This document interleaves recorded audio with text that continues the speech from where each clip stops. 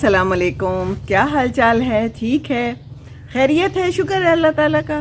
ज़िंदगी गुज़र रही है और ज़िंदगी गुज़रती है और ज़िंदगी में जो है तो टकराव भी आते हैं, तसादुम भी आते हैं, सब कुछ आता है और हम ज़िंदगी को गुजार लेते हैं इसी तरह, है ना। तो टकराव और तसादुम ना हो तो फिर ज़िंदगी का कोई मज़ा नहीं है ना। एक साइड पे होके पड़े रहने से तो फिर मज़ा नहीं आता। टकराव तसादुम से ही ज़िंदगी का पता चलता है, लेकिन ये टकराव तसादुम जो है ना कभी कभी बड़े डेंजरस भी हो जाते हैं, है ना। अभी मैंने एक ट्रैफिक पुलिस की वीडियो देखी, फेसबुक पे थी, मेरी नज़र से गुजरी और मैंने कहा कि चले मैं ये भी आपसे शेयर करती हूँ टकराव तसादुम के हवाले से। तो एक थी गाड़ी आ रही थी और एक सामने से आ रही थी और ये जो गाड़ी ने राइट को टर्न करना था और उसने इंडिकेटर भी नहीं दिया और वो जाके सामने वाली गाड़ी के साथ टकरा गई बुरी तरह से। चौराहा था एक तो ये जो चौराहे होते हैं, चौक होते हैं, इधर से भी ट्रैफिक आ रही है, इधर से भी ट्रैफिक आ रही है, इधर से भी, पीछे से भी। तो ऐसी जगह पे जो है ना एहतियात बहुत लाजमी होती है, बहुत ख्याल करना पड़ता है। लेकिन शायद वो जल्दी में था, शायद वो अनाड़ी था, पता नहीं लाइसेंस भी था उसके पास कि नहीं, है ना। ये सब हो सकता है कि पूरे जो है ना लवाजमात ना हो उसके पास। और देखो फिर लोगों को बिठा लेते हैं, लोगों की ज़िंदगियां जो है तो उनके हाथ में होती हैं, दाव पे लगी हुई होती हैं। वैसे तो ज़िंदगी अल्लाह ताला के हाथ में है, लेकिन कितना ख़तरनाक है कि अगर इसके पास लाइसेंस नहीं था।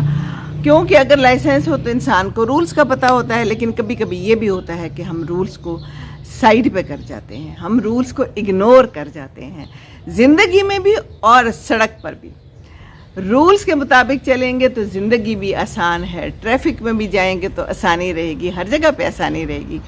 तो ये जनाब गाड़ी बहुत बुरी तरह से उसको लगी और वो उलट गई और वो एक जीप सी थी, पीछे से खुली थी, उसमें से काफ़ी सारे लोग भी उछल के फिर बाहर गिर गए। अब अल्लाह जाने कि वो ठीक हैं, अल्लाह ताला करे कि वो ठीक रहे हों। लेकिन एक अच्छी बात ये हुई कि जिस गाड़ी से टक्कर हुई थी आगे जाके रुक गई और फिर आहिस्ता आहिस्ता पीछे आ रही थी।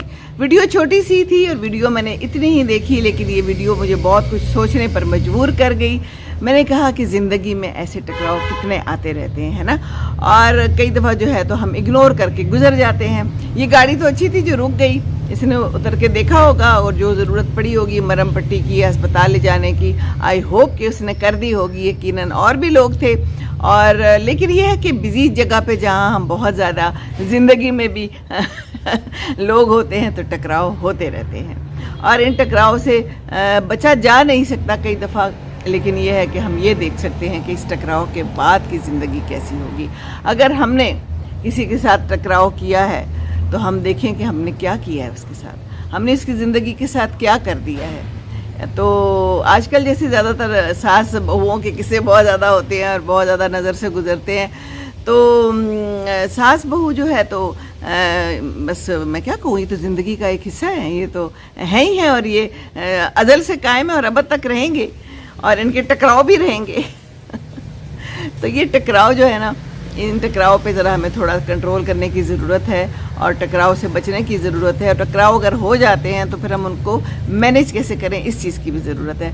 मेरी बहन उस दिन आई हुई थी तो यही कह रही थी कि बाजी आजकल जो सासें हैं वाकई वो बहुत तंग कर रही हैं, बहुत जगहों पे ऐसे है। लेकिन हम लोग तो अच्छी सासें हैं, कहती है। मैंने कहा हाँ, हम लोगों ने सीखा है, हमें सीखना चाहिए, हमें अपनी ज़िंदगी से सबक हासिल करने चाहिए।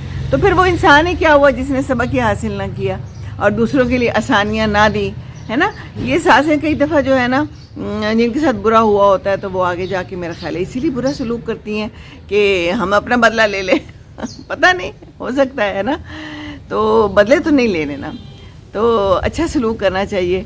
अब एक बच्ची का मेरे सामने से एक ख़त गुज़रा, मुझे बड़ा ही तकलीफ़ दिया। पूरा दिन मैं जो है ना इसमें ही मुब्तला रही, मैं सोचती रही कि कितने अफसोस की बात है।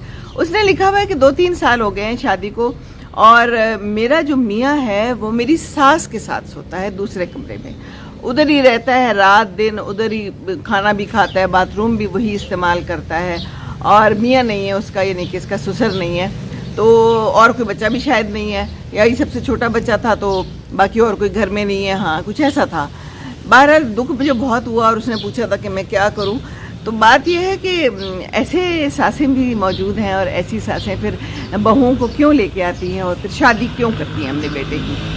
अगर आपने अपने बेटे को नहीं छोड़ना, اگر آپ نے اپنی بہو کو وہ مقام نہیں دینا جس کی وہ حقدار ہے، وہ بھی تو کسی کی بیٹی ہے نا، گھر چھوڑ کے آئی ہے، تو آپ نے ٹکراؤ کی صورتحال، تصادم کی صورتحال پیدا کر دی ہے، تو یہ تصادم ہی ہے نا۔ اب وہ کتنا کو آپ کا خیال رکھے گی، کتنا کو آپ سے راضی ہوگی، اور میاں بیوی کے آپس میں کیا تعلقات ہوں گے، اور وہ کس طرح کے جو تصادم ہیں ان کے دماغ میں بھی چل رہے ہوں گے اور زندگی میں بھی چل رہے ہوں گے۔ تو ان تصادموں سے ہمیں جو ہے نا بچنا چاہیے، اور ہم عورتوں کا فرض ہے بہت زیادہ۔ تو یہ جو کہتے ہیں نا عورتیں زیادہ ہوں گی جہنم میں، مجھے تو یہ لگتا ہے کہ یہی وجہ ہوگی، یہ جو ساسیں بہوؤں کو تنگ کرتی ہیں۔ بہویں بھی ہوں گی ضرور ایسی کوئی نہ کوئی جو تنگ کرتی ہوں گی، تو تنگ تو نہیں کرنا چاہیے نا۔ یہ تصادم کی کیفیت جو ہے، اور پھر کئی سسر جو ہیں وہ بھی اس میں شامل ہو جاتے ہیں، اور میاں کون سے اچھے ہوتے ہیں، میاں بھی یہی سب کچھ کرتے ہیں، تصادم میں اپنے ماں باپ کے ساتھ دیتے ہیں۔ تو پھر ایسے موقع پہ بیوی کو کیوں لے کے آتے ہیں گھر؟ یہ تصادم، یہ ٹکراؤ زندگی سے ختم ہو جانے چاہیے، جو کہ نہیں ہوتے کم از کم ہو جائیں، یا ٹکراؤ کے بعد کی صورتحال کو سمیٹ لیا جائے۔ کوئی بڑا بن کے، اگر آپ گھر کے بڑے ہیں، گھر کے سربراہ ہیں، تو آپ کا فرض بنتا ہے کہ آپ ان تصادموں کو دیکھیں، اور اگر کوئی مسئلہ ہو گیا ہے تو اس کو حل کریں، نہیں تو پھر بڑا ہونے کا کیا فائدہ ہے نا۔ اور اگر آپ بھی کسی کو لا کے اپنی بیوی بنا چکے ہیں تو بیوی کو عزت دے، بیوی کا خیال رکھیں۔ کیوں لائے تھے پھر؟ اللہ تعالیٰ سے آپ نے ایک معاہدہ کیا تھا۔ اللہ تعالیٰ اپنے وعدے سے نہیں پھرتا، انسان پھر جاتا ہے۔ یہ وعدہ ہی ہے نا، آپ کسی کو لے کے آئے ہو، آپ نے اس کو گھر میں رکھنا ہے، سارے کام تو اس سے کرانے ہیں، سب کچھ کرانا ہے، لیکن عزت نہیں دینی، پیار نہیں دینا۔ مانا کہ ماں بھی بہت امپورٹنٹ ہے۔ تو تصادم تو جگہ جگہ پہ اسی طرح ہے۔ آج کل ہمارے ملک میں کیا ہو رہا ہے، سیاستدانوں میں تصادم چل رہا ہے، کہیں کوئی آفس ہے تو وہاں تصادم چل رہا ہے باس کا، کیونکہ باس کہتا ہے کہ میں ٹھیک ہوں، نیچے والا جو ہے تو پھر وہ پستا چلا جاتا ہے، اور ایک ٹائم آتا ہے جب وہ ٹکراؤ بہت زیادہ ہو جائے تو پھر کام خراب ہو جاتا ہے۔ تو ساتھ ساتھ مرہم پٹیاں کرتے رہنا چاہیے۔ یہ سیاستدان ایک دوسرے کو ٹکر مار کے نا بڑا خوش ہوتے ہیں، اور جتنی بڑی ٹکر ماری ہے اور جتنی زیادہ اس کا کام خراب ہو گیا نا، اتنا ہی خوش ہوتے ہیں۔ تو یہ انسان ہے، بھاگ جاتے ہیں، پھر غائب بھی ہو جاتے ہیں، بعد کی کارروائیوں سے ڈرتے ہیں۔ زندگی میں بعد کی کارروائیوں سے کیا ڈرنا، اوپر کی کارروائیوں سے ڈرے نا۔ اوپر جب جائیں گے تو پھر کیا ہوگا؟